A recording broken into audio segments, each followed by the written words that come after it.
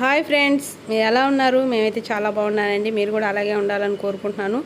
ఈరోజు వచ్చేసి మన ఆరోగ్యానికి ఎంతో మేలు చేసే మునగాకు కారపొడి ఎలా చేసుకోవాలనేది వీడియో తీసి మన ఛానల్లో పెట్టున్నానండి. మీకు కానీ ఇంట్రెస్ట్ ఉంటే ఈ వీడియో కింద లింక్ ఇస్తాను, మన ఛానల్లోకి వెళ్ళి చూడండి. మునగాకులో ఎక్కువ పోషక విలువలు ఉంటాయి, అది అందరికీ తెలిసిందే.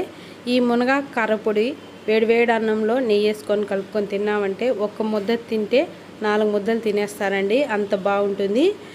మనం అన్నం తినే ముందు ఫస్ట్ ముద్ద వచ్చేసి ఈ మునగాకు, తర్వాత కొంచెం నెయ్యి వేసి కలుపుకొని తిని తర్వాత ఏ కర్రీతో అయినా కానీ అన్నం మొత్తం తినండి.